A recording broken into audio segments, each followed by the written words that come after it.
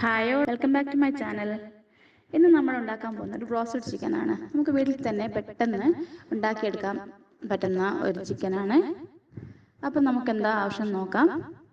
അതിനുവേണ്ടി ഞാൻ എടുത്തിട്ടുള്ളത് കഴുകി വൃത്തിയാക്കി വെച്ച വലിയ പീസുകളല്ല, ചിക്കൻ പീസുകളാണ്. അപ്പം നമുക്ക് ഫസ്റ്റ് അതിനൊരു മാഗ്നേഷൻ ചെയ്യണം. അപ്പോൾ ഫസ്റ്റ് മാഗ്നേഷന് വേണ്ടിയിട്ട് നമ്മൾ ഒരു പാത്രം എടുത്ത് അതിലേക്ക് ഒരു 1/4 കപ്പ് വിനാഗിരി ഒഴിക്കുകയാണ്. അതിനുശേഷം അതിലേക്ക് ഒരു ടേബിൾ സ്പൂൺ ഇഞ്ചി വെളുത്തുള്ളി പേസ്റ്റ് കൂടി ആഡ് ചെയ്ത്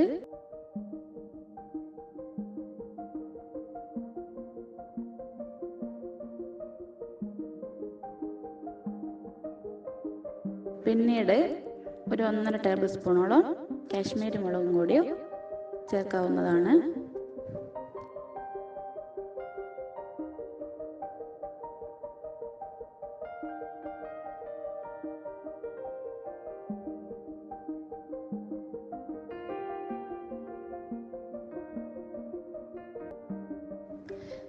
സെക്കൻഡ് മാഗ്നേഷന് വേണ്ടിയിട്ട് നമ്മൾ ഒരു പാത്രം എടുത്ത് അതിലേക്ക് നമ്മൾ 1 കപ്പ് മൈദയാണ് ആഡ് ചെയ്യാൻ പോകുന്നത്.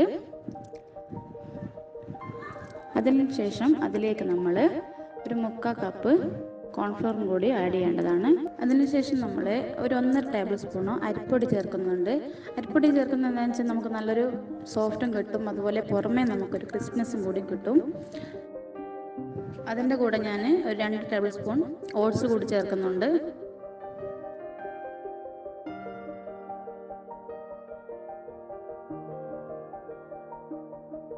ആവശ്യത്തിന് ഉപ്പ് കൂടി ചേർക്കുകയാണ്. ഉപ്പ് നമ്മൾ ചിക്കൻ മാഗ്നേഷൻ ചെയ്യുമ്പോൾ ഇട്ടിട്ടുണ്ട്. പിന്നെ പൗഡർ മിക്സിൻ്റെ ഉപ്പാണ് ഇട്ടത്. ഒരു 1/4 ടീസ്പൂണോളം കാശ്മീരി മുളക് പൊടിയും ഒരു 1/4 ടീസ്പൂൺ കുരുമുളക് പൊടി കൂടി ചേർത്ത്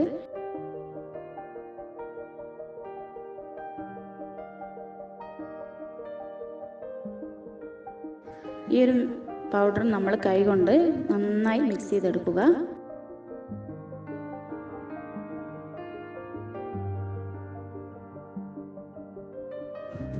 ശേഷം നമ്മൾ ഈ ഒരു മിക്സിയിലേക്ക് നമ്മൾ മാഗ്നേഷൻ ചെയ്ത് വെച്ച ചിക്കൻ എടുത്ത് ഓരോ പീസും നന്നായി ഇതിലേക്ക് കോട്ട് ചെയ്ത് മാറ്റി വെക്കേണ്ടതാണ്.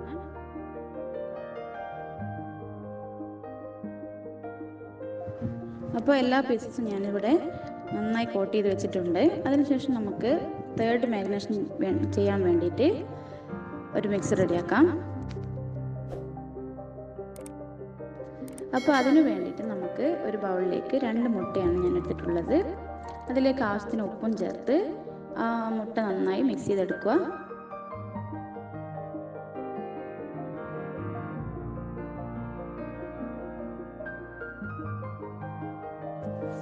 പിന്നീട് മുട്ട മിക്സിലേക്ക് നമ്മൾ കോട്ട് ചെയ്ത് വെച്ച ചിക്കൻ പീസ് ഓരോന്നായി മുക്കിയെടുത്ത് ബാക്കി വന്ന ആ പൗഡർ മിക്സും കൂടി ഒന്ന് നന്നായി മിക്സ് ചെയ്ത് എല്ലാ ചിക്കൻ പീസുകളും മാറ്റി വെക്കേണ്ടതാണ്.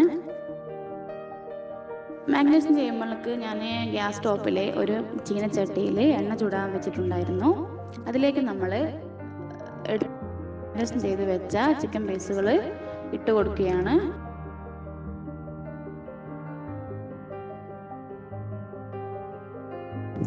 ലോ ഫ്ലെയിമിൽ വെച്ച് വേണം നമ്മളിതൊന്ന് വറുത്തെടുക്കാൻ വേണ്ടിയിട്ട്. അപ്പം നമുക്ക് നന്നായി വെന്ത് അതുപോലെ തന്നെ മേലെ ഒന്നും അധികം കരിഞ്ഞു പോകാതെ കിട്ടും. അപ്പം മുഴുവൻ പീസുകളും നമ്മൾ ഇതുപോലെ ചെയ്തെടുക്കാവുന്നതാണ്.